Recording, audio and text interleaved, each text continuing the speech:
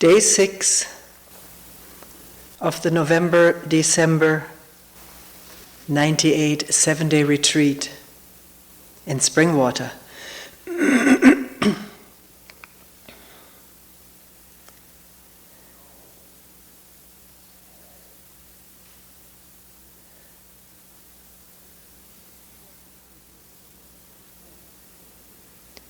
Such an unexpectedly beautiful day. Clouds in the morning, a mellow breeze, and now the sunshine, the fragrance of fallen leaves and fresh air.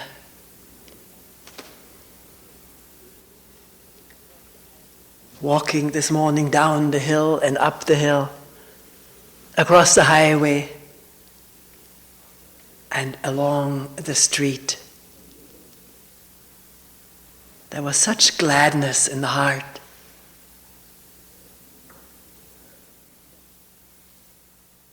At all this beauty and freshness. Unexpectedness.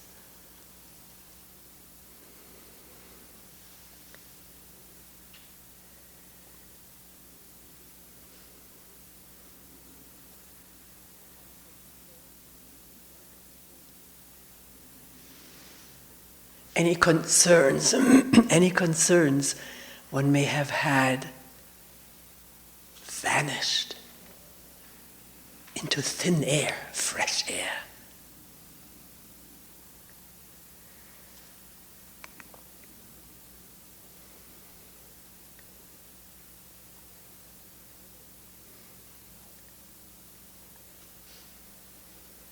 But now there is this time for talk. And what are we going to talk about?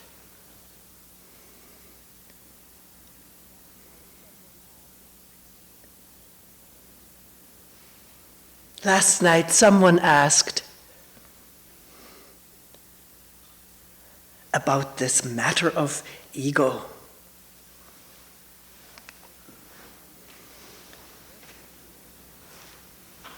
I don't precisely remember the question, but it was something like this. If, as you say, everything is whole, undivided, why do we say that the ego is separate?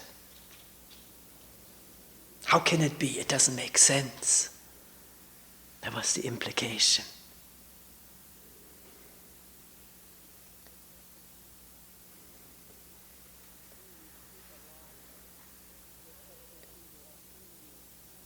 It's true, we speak a lot of the separate ego, or feeling oneself separate. That is a better way of putting it. To lift this whole big question of what is the ego, or me, or self. Lift it out of abstract thinking into concrete watching. Then the whole thing takes on a new meaning, which is so puzzling when we just think about it logically. Doesn't make sense that there's wholeness and yet the ego is separate. That's a thinking problem. So let's investigate it directly as we sit here together this morning and alone at other times. Even now, sitting together, we're truly sitting alone, aren't we? Which means looking for oneself as the words are spoken, not just going with the meaning of the words. That's one way of listening to a talk. That's how we're used to listening to talks, lectures, etc. But here something more is going on than the words. The words are pointing at something that can be concretely experienced by all of us. if we will only look and listen in a new way. Meaning not just totally dominated by this self-system, which is so powerful in human beings. Not in animals as far as we know. There may be some thought processes and imaging and memories. Obviously there are memories where there's good food to be had, good places to nest and hatch, and places to migrate to.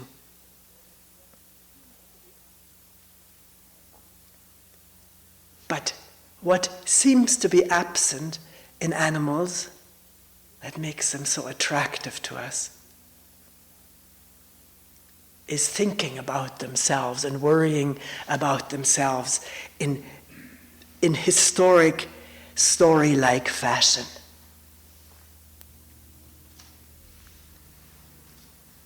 Because I'm not so much talking about animals who have been trained by human beings. New processes may be at work there. Animals in the wild.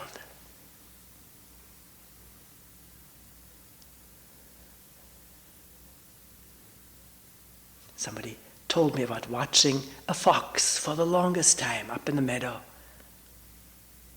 She described the fox as wary and yet jumping, turning, nuzzling down into the ground and watching.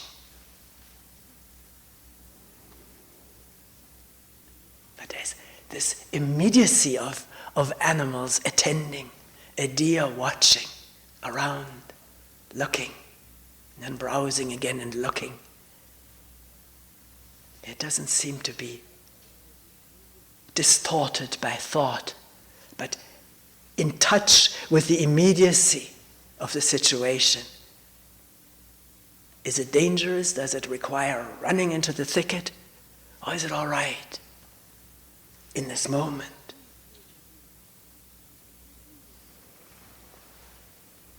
We human beings, we were born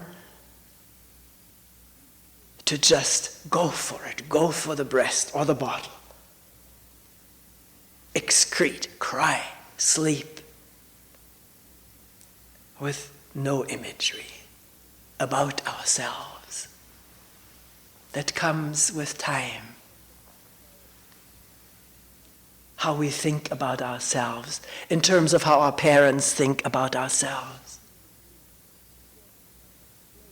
And from a small human being working or playing with the joy of doing for doing's sake, and then dropping it for something else, there arises at one point or another, for most of us, the desire to be seen by our parents, by our teachers, by our siblings. Look at me as I'm doing this. Aren't I terrific? Or love-worthy, worthy of your attention. And with this change in behavior from total absorption to look at me as I'm doing it, which doesn't happen for all of us at the same time. For some people it's minimal, for most of us it's maximal. With this change has gone a building up of images about ourselves, what we are, what we should be, and what we don't want to be or shouldn't be. This is the process of being, quote unquote, raised by parents, neighbors, teachers, people in the church, and so forth. And we exist on these varying levels of images. Being good is one level, being bad is another. Wanting to be seen is one, wanting to hide is another. All the ideas we have about ourselves, which are have a possibility for infiniteness. There can always be a new picture coming up, a new picture of going to a spiritual place, becoming a spiritual person, a meditator. New images aren't there. And it's not just accumulating images and perpetuating a storyline with these images. It's also garnering energies from these images. Feeling good, thinking people like me, elicits positive energies, energies of well-being for a moment. Next moment, somebody may not like us, and the energies shift noticeably, just at the idea that she doesn't like me. Something happens in this amazingly responsive, sensitive body. And these shifts in energy throughout the body lend a feeling of reality to these pictures that we have of ourselves. We feel so great, we feel so devastated, so depressed or so elated, so important. Tremendous desire to feel important with its opposite, the fear of not being important, or the conviction that one is not important, not as important as others. With all this goes physicalness, as though what the images project in a quite mysterious way in the brain, as though they were telling us the truth about ourselves.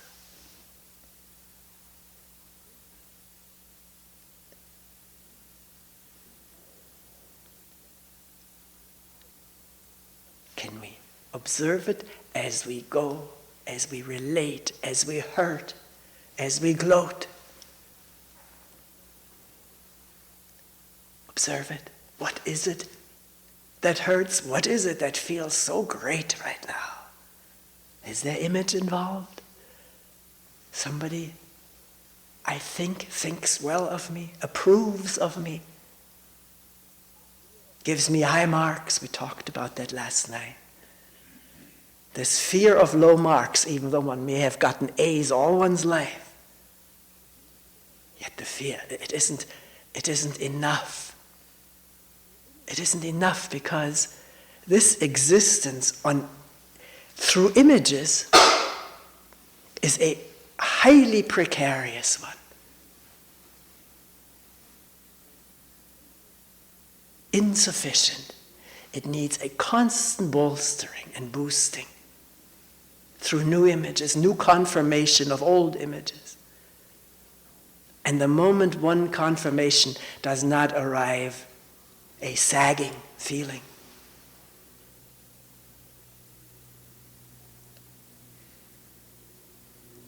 And most of the time, not really fully aware of it.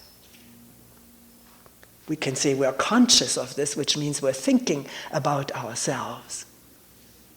We may be thinking that we have lots of images and too bad, or there's a good thing about images, I need them. But awareing is different from thinking about it.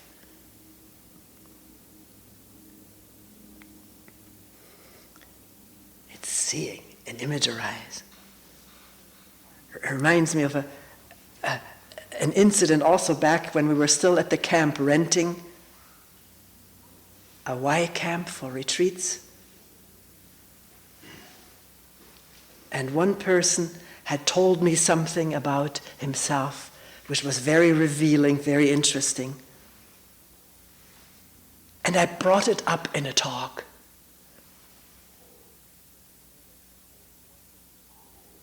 Maybe I hadn't mentioned to let me know if you don't want your story to be brought up in a talk. At any rate, this person came into a meeting very angry. And he said, I felt embarrassed. made a fool of, or whatever the feelings were. And then suddenly there was a switch, and he laughed. He said, well, it's just an image, isn't it? That's seeing. Thinking about it is getting more furious. What she did to me in front of these people, even though names are never mentioned. But seeing it is revealing that it's just an image that gets me so uptight or excited. Or the opposite. And I was still caught in some defensiveness. I said, I'm really sorry I did this. He said, it's just an image. Why worry about it?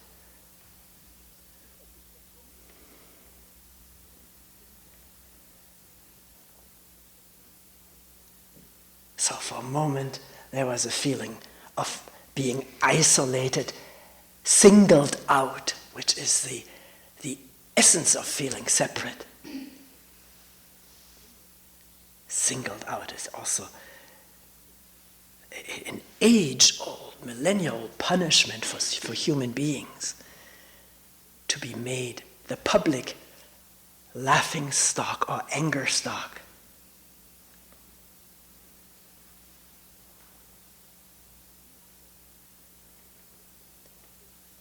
So, singled out because my image is hurt. One doesn't see it at the moment that my image is hurt. We think I am hurt because the whole body aches and smarts and heaves with indignation, anger, or whatever. All we label these energy processes.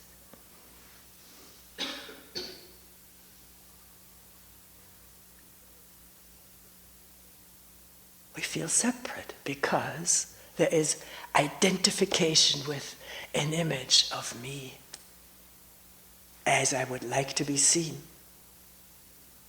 like to be thought about. Isn't that the essence of feeling separate, living in this image of myself? There's nothing theoretical about it. It is something that we can all experience as we watch our joys and sadnesses, happinesses and angers, rages, provoked by imagery, by thinking about what happened to me at the hands or mouths of others.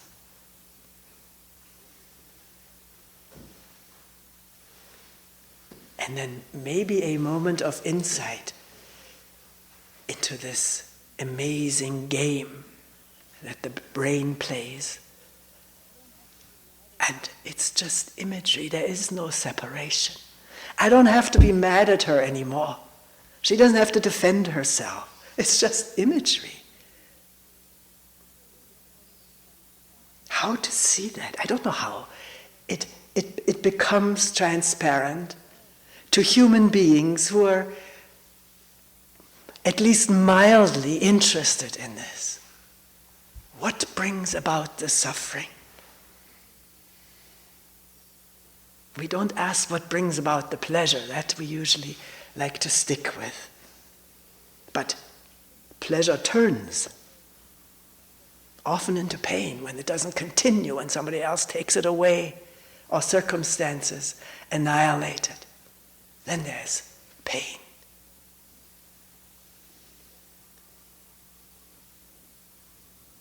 So, what brings about my suffering?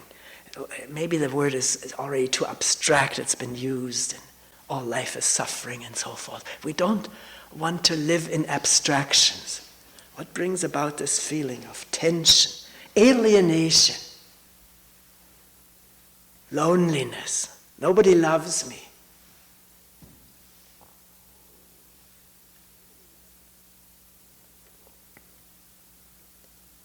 And does that persist at a moment of open insight, freshness,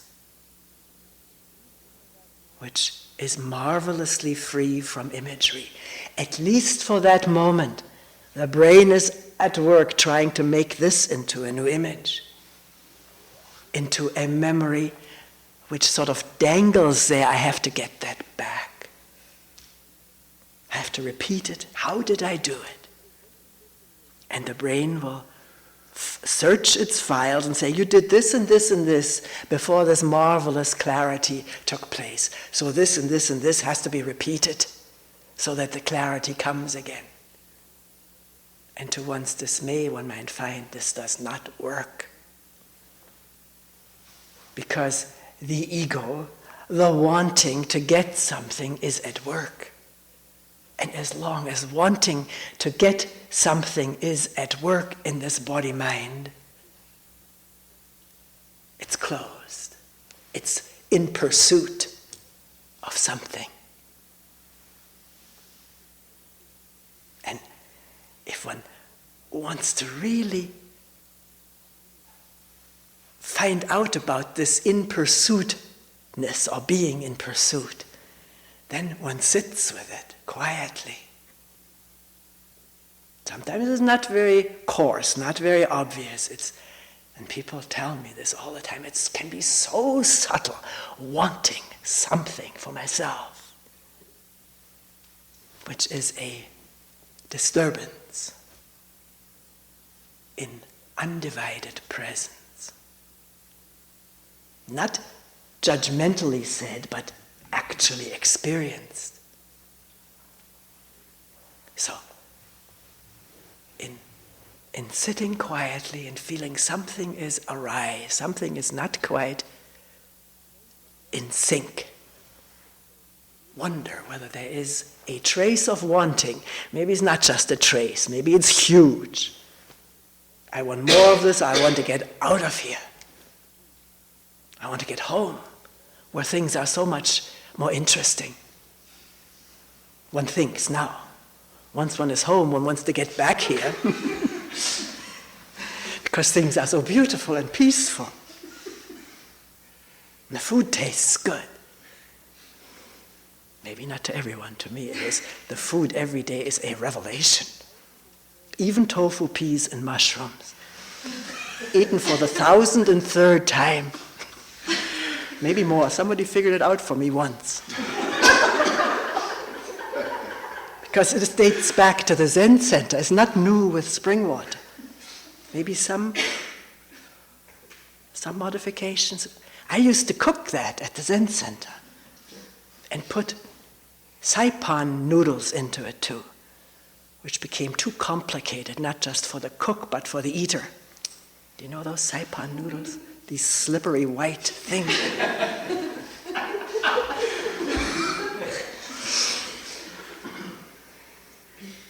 So we eliminated those at the Zen Center already, not just here. But somebody, the person who figured out for me how many meals I'd eaten, figured out also for me how many lentils and rice an Indian has eaten at the time they're my age. And the figure was astronomical. No comparison. But I'm not complaining about tofu, peas, and mushrooms. As I say, it tastes marvelous when one has time and space and presence.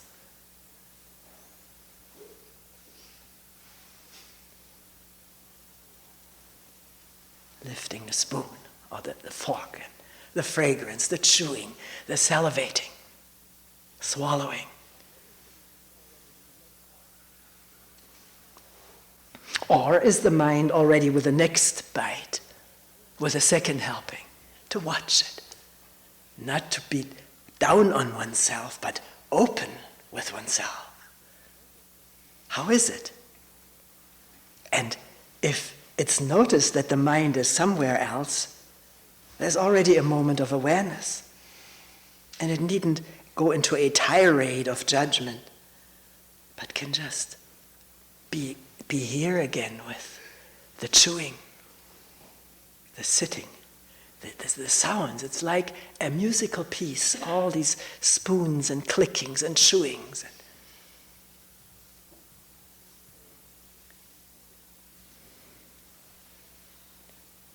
So, where are we?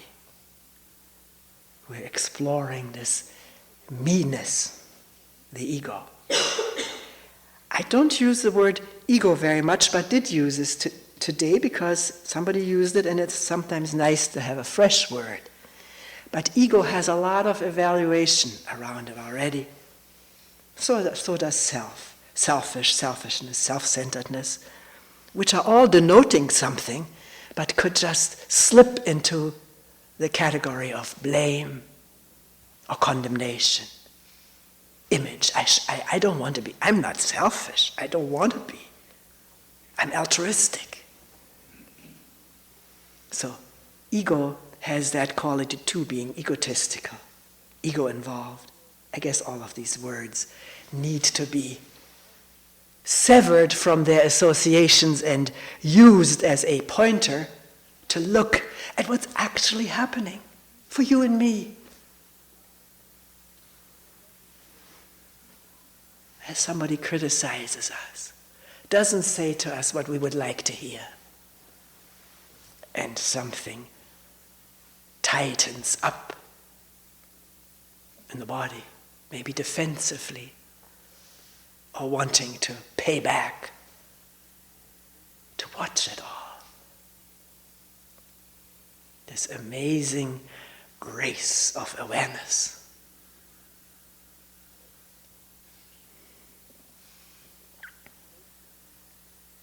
So, separation is not a dogma. It is how we feel when we live on these ego levels, which are the finest of internets, connected with the past, with our individual past, with our family and societal past, historical, going back to one knows not when all of this began. Our inheritance is also memory, but need not be ego-infested, but it becomes that way. I feel I'm terrific because I'm a composer. Somebody told me that. That's the highest you could be, is a composer. At least he, being partly a composer, says this is how people regard him. He says the respect is much greater than to be a player in an orchestra. I don't know whether he took it onto himself. One has to watch very carefully in saying, oh, I'm not living in that image. Not to say it, but to watch it. Because this moment, it may not be there. The next moment, it may be full-blown. And the brain has already decided I'm not that way and doesn't look and acknowledge and purify. Because this watching and seeing is sort of like a constant process of purification, arising and letting go, intelligently, not because I've taken a precept against anger or image making. I don't think there's a precept against image making.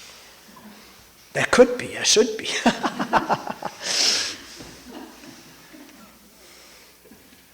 If one uses precepts to shed light on the way we are, rather than thinking about how we should be, shedding light on how we are. I remember one time it was at the Zen Center in our biggest repentance and confession ceremony, or whatever it was all called. At the end of the year, everybody's saying something, and also writing down our shortcomings, and then they were all tossed into a vat, a huge gong, which was set afire, and they burned up. People loved it, including myself, seeing all your shortcomings go up in fire, at least those that you've written about. And one person, he was one of the higher-ups in the hierarchy, said in a very impressive manner, I have, during this year, transgressed against every single precept.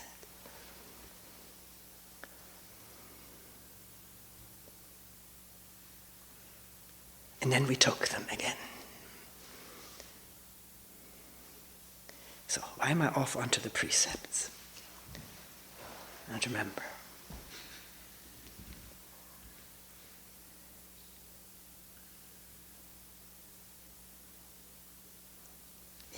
living, watching how we are rather than living in the abstractions of how we ought to be, and to find what a strong hold that has. It's deeply wired into the system, preventing or seemingly preventing direct access to our moment-to-moment thoughts and emotions and what we feel and think about them, blending it into the story about myself and the others. This morning, stepping out on the deck, it was cloudy. And looking up into the sky, these clouds were really racing. Amazing speed. And there was one little patch of blue. And looking at it cursorily, it seemed that the clouds were taking that blue with them. They were carrying that blue patch along, because now it was here, then here, then here, and then there. And looking more carefully,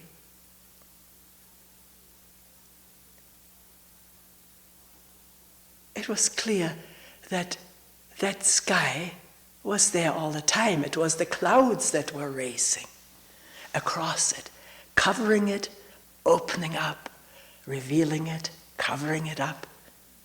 But it was always there.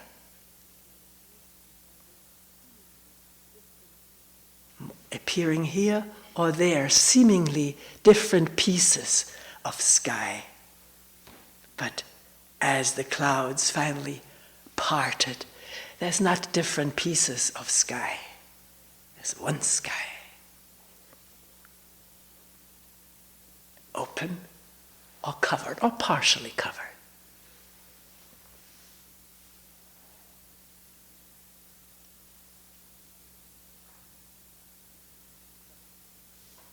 So a fundamental question is, can the clouds of self-concern, self-enclosing processes that we have sketched out earlier, can that process what? Be careful how one puts it. Be transcended? One can put it this way, and then there is already the implication of a transcender. But it isn't like that. There's no one there doing it.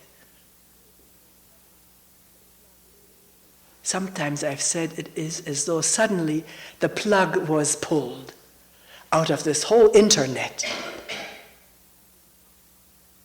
with all the websites. Me. Somebody told me that. I love being on the internet. That's why I had a website established. It's a wonderful thing to see oneself on that screen.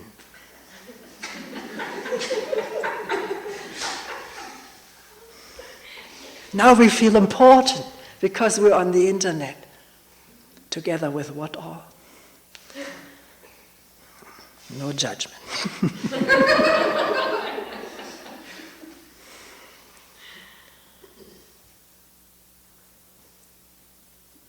We're also on the internet. Somebody did that, or several people. I hadn't seen it until I got to Switzerland last year, and our nephew was all enthused about the Springwater website. He said, "Have you seen it?" I said, "No, I haven't." "You want to see it?" So we all marched into his room with a computer, relatives, my sister and brother-in-law, and he brought up the center. And the cabin, it was really nice. It's really very attractive. And it was good to hear him say, this is the nicest website that I've found. There's none better. And it wasn't because he's into Springwater, he isn't. But he thought it was a good website. I don't know why I'm saying this. Identification with it? For a moment then, yes, in front of my brother-in-law, my sister. Look at what we have.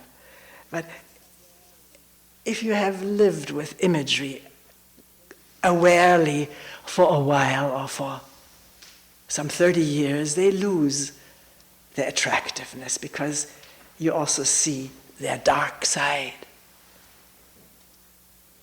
their danger, how it separates us from each other needlessly, unhappily, but not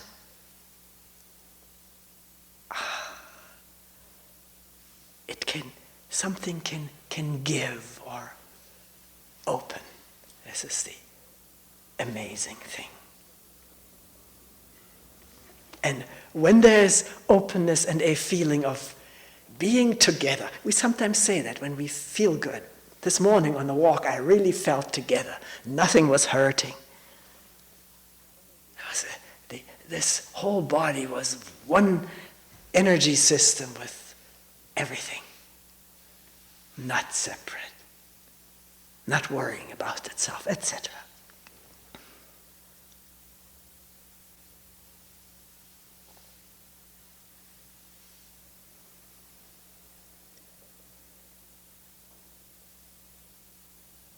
I lost the train, but still wanted to take that step from involvement on the ego-centered levels of images and different chapters of the history, or chapters to be added by projecting into the future. The difference between being enmeshed in that system and that system being in abeyance, at which moment there is wholeness, not as an idea, which can very quickly happen, the brain makes an idea out of it, but as a reality.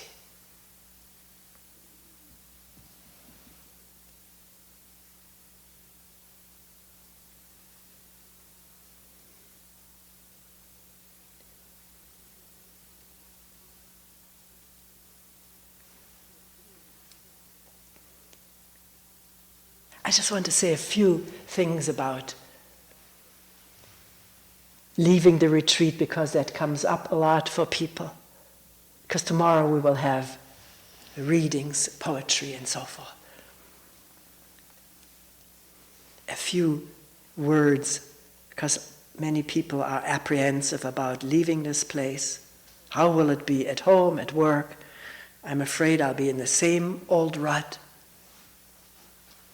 To see that right now, this is an assumption, a projection, memory, which has effects on this body. And maybe to approach each moment with not knowing how it's going to be. That's a tall order, because we live on knowing what the future will bring. And maybe a switch happening here and there, where we realize we don't know. And in this not knowing about a theoretical future, there is presence with this moment of being. This goes with a truly not knowing stance, a truly not knowing way of being. There's openness to look and listen freshly this moment, and to recognize projections as projections and not fall for them every time, the way we do when we don't recognize it's a projection. We think it's the truth. What's going to happen to me? what I am or will be. So, in this, for many of us, very hectic life, always, for most of us, too many things to do, too little time to get them done in.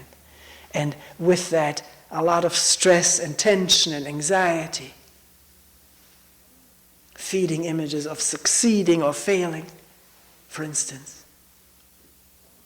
How can one be with one moment of eating, of working, of commuting, of reading, just be there with a gentle attention, which isn't trying to get something out of it, but just illumines what is there.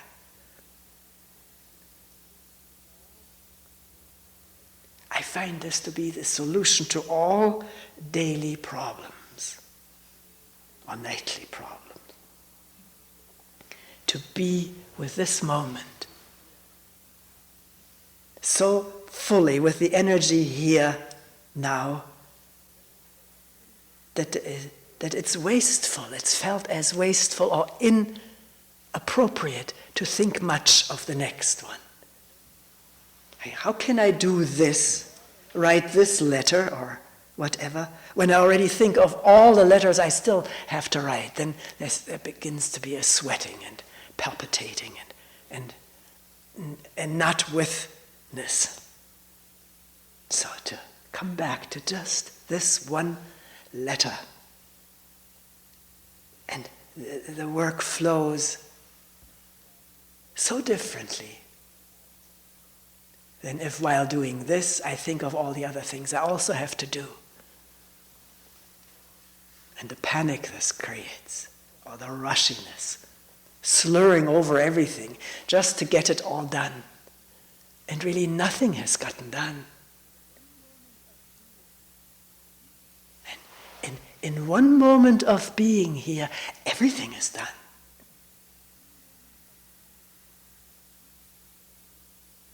In a way too marvelous to understand.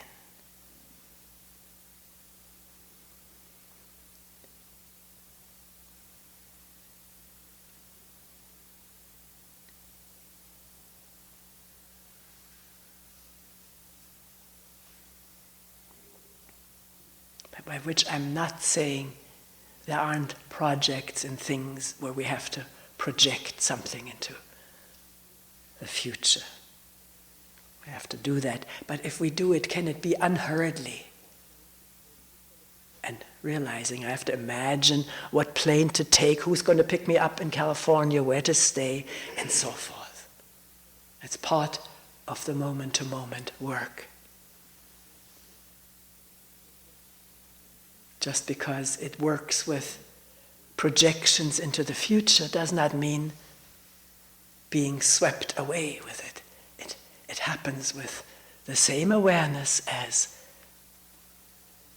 cutting the carrots or driving the snowplow if we are to project into the future.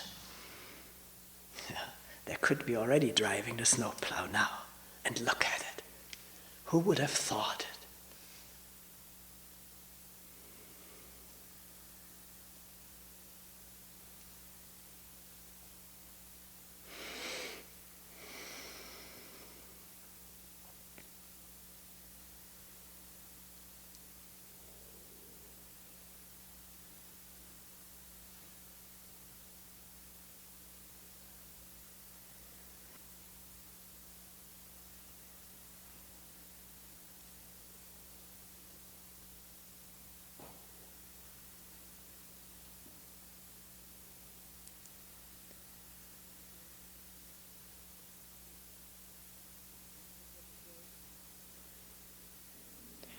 We will end here for today.